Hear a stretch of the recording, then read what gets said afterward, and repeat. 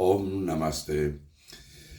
Para estudiar correctamente el Bhagavad Gita, tenemos que tener muy claro que ante todo es una ciencia espiritual, lo que se llama en hindi Paravidya. Sin este enfoque es difícil realmente plantear un sistema educativo para el Bhagavad Gita. Para Swami Vivekananda, las ciencias materialistas occidentales tratan sobre la realidad objetiva, sobre lo que podemos ver, sobre lo que podemos medir, sobre lo externo, es decir, lo que uno ve, percibe y experimenta. La llamada ciencia espiritual en los Upanishads, cultivadas en India, trata sobre la realidad subjetiva y es todo lo contrario al objetivo, es lo interno. El conocimiento de la realidad objetiva, en el Gita se llama el cuerpo, el sat, el kshetra, es aparavidya, y paravidya es la realización del conocedor, del sí mismo, del Atman. Hay tres versos que nos pueden ayudar a entender mejor este concepto. En el capítulo número 13, en el verso 23, Krishna dice a Arjuna: aquello a lo que en este cuerpo se llama el testigo, el autor, el sustentador, el experimentador, el gran señor y también el Atman supremo es el ser supremo.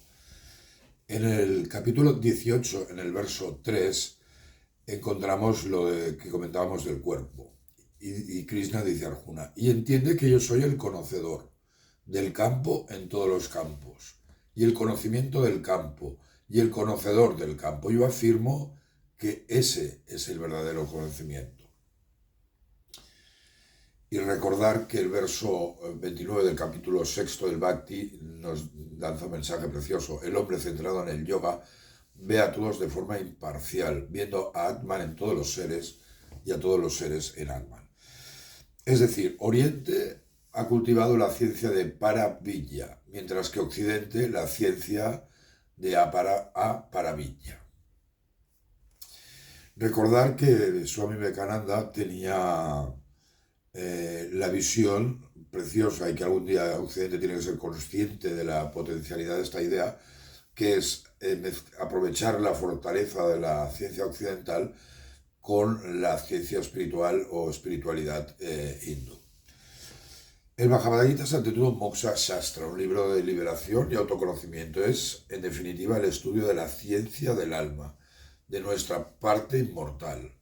Y el verso número 13 del capítulo 13 nos dice: una firme convicción sobre la naturaleza de Atman, es decir, autoconocimiento, la percepción de la meta del conocimiento de la verdad. Todo esto es conocimiento y lo contrario es ignorancia.